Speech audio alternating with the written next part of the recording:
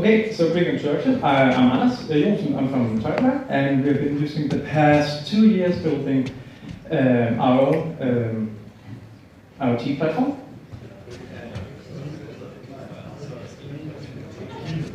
Okay, I think we're ready again. Sorry. And when we started 2 years ago, we quickly came to the conclusion that IoT is incredibly hard for a software person. I think for any person, but especially for a software person, because there's so many things you don't know how to do, namely hardware, and it is just a mess. So we quickly set out on a kind of different approach than just looking at existing solutions. We took one chip, and this is an ESP32, we have one here. And the key takeaway from looking at this one is that it's really small. It's 0.5 megabyte. And we wanted it to be really cool and sexy to develop this one. And we did that by spending the past 2 years building a new programming language, because of course we need a new one. And with that, a virtual machine that can run efficiently on these small devices. We built a console setup. So that is our cloud solution for orchestrating and working with data from IoT devices. And then we actually built a Toit box, and I have one of them right here, which is a complete finished IoT device with a lot of general purpose capabilities that you can actually just plug batteries into and start developing for. So, as I said, spending a lot of time building all of these things, and the past few weeks has been kind of cool because it's actually now all starting to come together. So we can actually start seeing all these things play together and start using for real life cases. So first I want to do a small demo of something we've been playing with along the way. So what I have here is something I want to turn into a humidifier. So I have this electric kettle that I have put on rubber band, so it will just turn on as soon as I tell it to. Then we have this power plug here, which is a sort of in-between power thing that you can turn on and off from your from the system in here, and this one is running one of these ESP32s. So what I'm going to do is I'm going to try and build a really, well, maybe not the best kind of humidifiers that exist, but one that will work.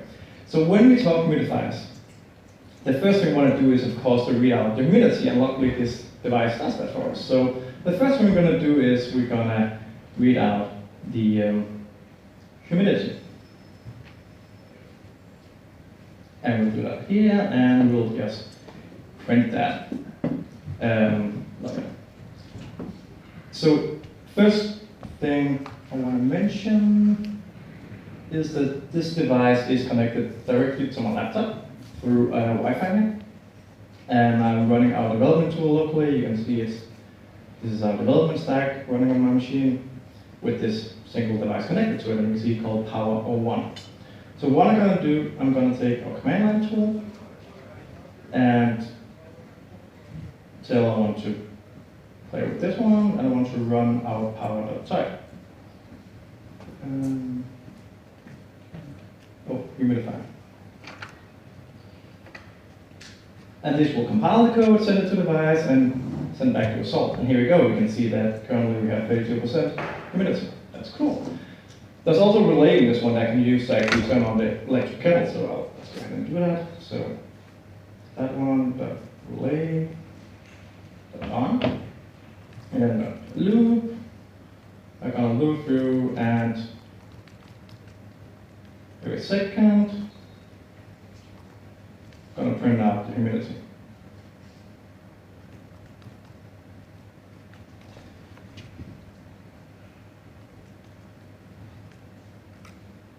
And there was a small click, I don't know if you can hear it, and it's actually turning on.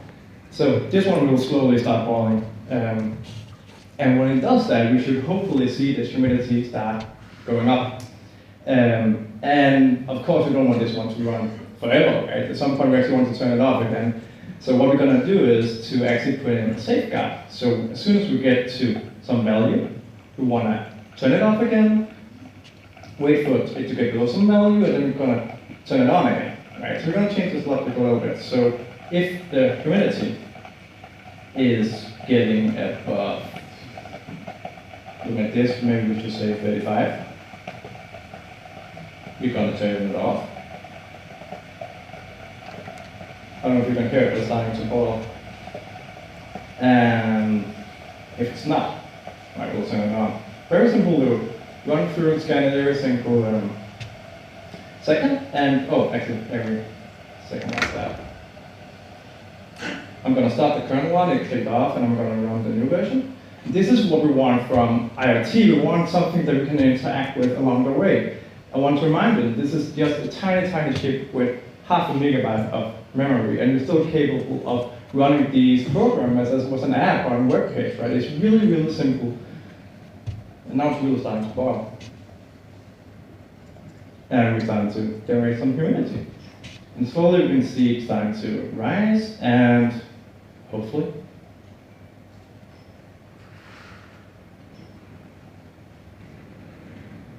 before a short circuit something. As I mentioned, you should probably do this at home. I'm gonna adjust it a little bit. And it turns off. And it will get down again. So this is really do-it-yourself at home, but you really shouldn't kind of humidify it. And it's kind of fun how easy it is to develop these things and play with things, even if you should or not. Now, when it comes to the real world, this is just something running locally on a hotspot I set up with my Wi-Fi on my phone.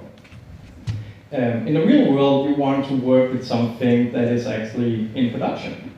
So what I have here is I've taken these three, okay, 4, does it? Okay. So I have these 3 boxes. They're on Wi-Fi, using the same access point, but they're connected to an online service. So if we go in on our online solution, it's called, well, you can, but I can. Yeah, I can go in and see all the devices that we're running, and I can look for the Wi-Fi ones, and you can see I have these 3 devices, Wi-Fi 1, 2, and 3. And they're connected. You can see over here that you're live season right now. And they're running out there, right? They could be here, but they could also be somewhere completely different. It doesn't matter. This infrastructure is running in Finland, so we can talk to them from anywhere. But these, we actually want to build a small service that runs on the device and generates some data and sends it out to the cloud, so we can look at this data. That is very common case within IoT, is to just start generating data. So we're going to do a new program, call it temp. And this one, we want to read out the temperature of each of these and report it back. So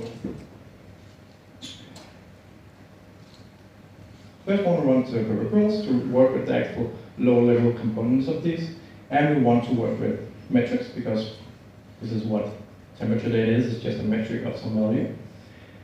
So the first thing we want to do is to read out the temperature. So we have the value and temperature, and we're going to lock that. Now, I mentioned this is running in a cloud and not locally, which means that when we want to talk with it, we don't want to talk like we do here with a local setup. We want to talk with the remote ones. We're going to call the context for this command should be a remote setup, and the device should be Wi-Fi 1, and it should be running temperature type.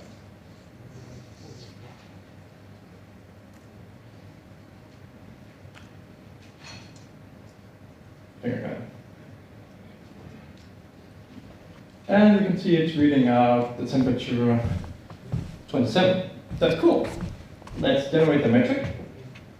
So the next line, so we do metrics.plot and just call it temp. And it's called the value.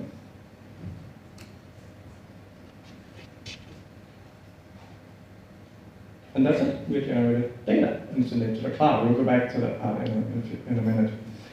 Now, this service, or this program, we want to install as a service. We want to deploy to it, not just run as we did with this one. We actually want it to be installed on the device and run on some conditions, right? For that to happen, we want to create a YAML file that's going to help us specify when it should run. So first of all, I'm going to call it temp. I'm going to have an entry point. That would be our temp.type. And then we run some triggers. And for this specific one, we want to run it in some interval, and let's just say 10 seconds. So instead of run, we're going to deploy the temp.deploy thing. Oh, temp.type.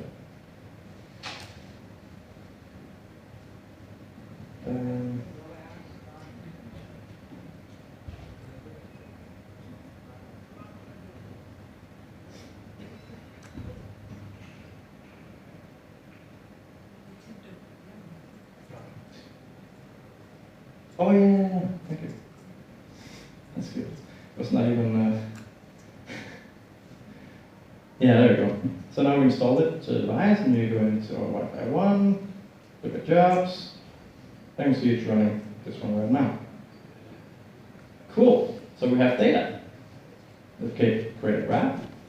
So this is an online hosted version of Grafana hooked up to our data bank. Gonna edit it and say you want to read out 10. And this is a plot. And there we have it. We have data. Now, looking at this, right? We have 3 of them, so let's try and deploy to all of them. 2, 3. And we should slowly see data arriving for all of the devices.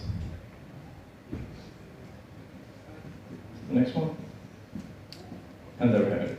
So, in a matter of minutes, I was able to generate code a service deployed to 3 devices that will run every 10 seconds.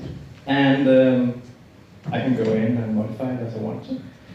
And just to sort of see how easy it is to extend upon this, right? Because so far I've just been running one program at a time, from phones you're used to running multiple apps at the same time. So let's try and expand a little bit by creating a new one. So we're going to do a humidity. This one has a humidity sensor as well. Instead of temperature, I'm just going to use humidity.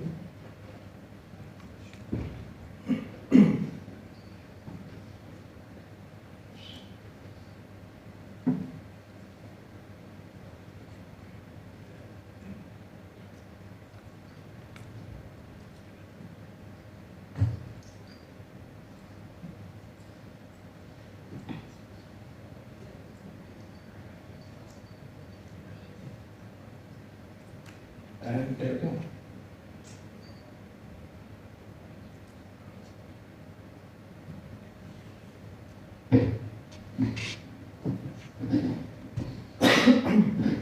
Wow.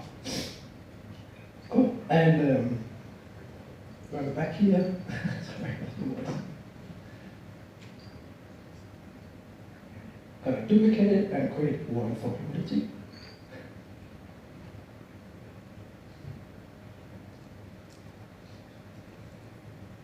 And we can now look at all the beautiful data we've created. There we go, humidity over here, temperature over here. And looking at the console, you can see a humidity app running as well.